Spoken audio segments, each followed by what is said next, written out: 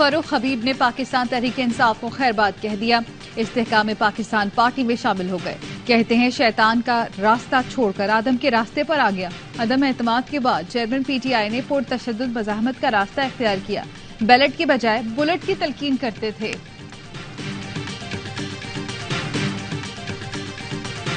آصف زرداری اور مولانا فضل الرحمان کی اسلام آباد میں ملاقات۔ سابق صدر نے مولانا فضل الرحمان سے ان کی خوش دامن کے انتقال پر تعزیت کی۔ سیاسی صورتحال پر بھی تبادلہ خیال۔ ملاقات 50 منٹ تک جاری رہی۔ غزہ پر اسرائیل کی وحشیانہ بمباری کا 10واں روز، مزید 254 فلسطینی شہید۔ شہداء کی تعداد 2808 ہو گئی، 11,000 زخمی۔ حماس کے حملوں میں 289 فوجیوں سمیت 1400 اسرائیلی ہلاک ہوئے۔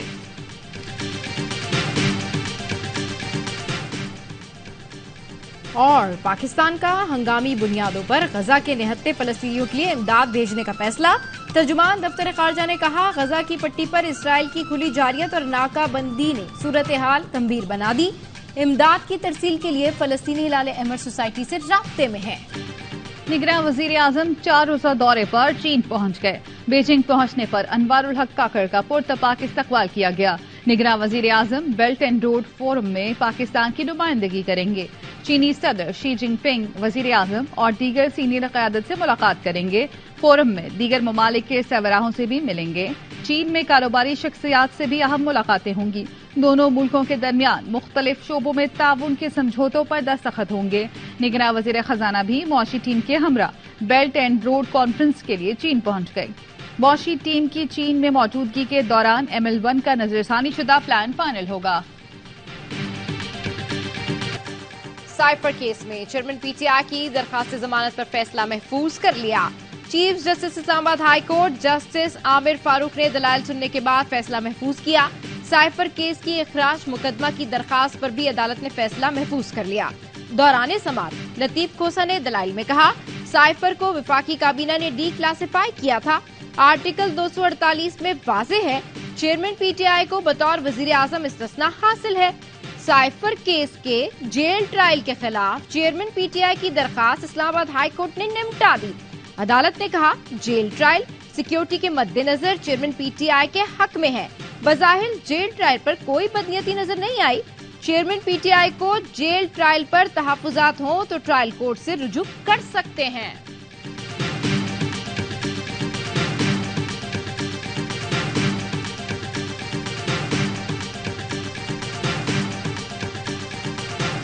انصاف یہی ہے کہ ایک جماعت کو جلسے کی اجازت ملی ہے تو سب کو ملنی چاہیے۔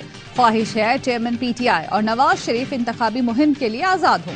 نواز شریف واپس آئیں تو قانون کے مطابق فیصلے ہونے چاہیے۔ اسد عمر کی میڈیا سے گفتگو۔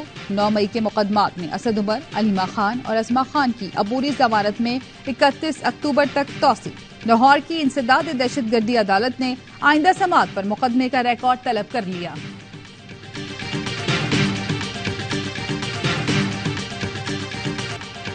پاکستان میں پس پردہ رابطوں کے ذریعے ڈیلز ممکن ہیں۔ چیئرمین پی ٹی آئی سے بھی ڈیل ہوگی، لیکن وقت کا نہیں پتا۔ پی ڈی ایم ترجمان حافظ حمداللہ کہتے ہیں، بشرا بی بی نے کوشش کی لیکن چیئرمین پی ٹی آئی کی گارنٹی کوئی نہیں دے رہا۔ نواز شریف اور بے نظیر کو سیکیورٹی رسک قرار دیا گیا، لیکن پھر بھی وہ وزرائے اعظم بنے۔ غیر قانونی مقیم افغانوں کو نکالنے کا فیصلہ نگراں حکومت نہیں کر سکتی۔ وزیر داخلہ نے کہا، مجھ پر حملہ کرنے والا مارا گیا، اس پر حیرانی ہوئی۔ اب یہ وزیر داخلہ بتائیں گے اتنی جلدی ماسٹر مائنڈ پکڑا بھی اور مارا بھی گیا۔ نون لیگ کے کسی رہنما نے عیادت نہیں کی، اس کا افسوس ہے۔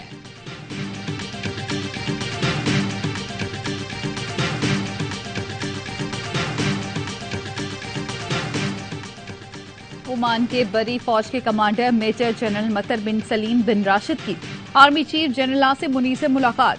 ISPR کا کہنا ہے، ملاقات میں باہمی اور پیشہ ورانہ دلچسپی کے امور پر تبادلہ خیال کیا گیا۔ عمانی کمانڈر نے دہشت گردی کے خلاف جنگ میں پاک فوج کی کامیابیوں کو سراہا۔ علاقائی امن و استحکام کے لیے پاک فوج کی کاوشوں کی تعریف کی۔ GHQ آمد پر عمانی کمانڈر کو گارڈ آف آنر دیا گیا۔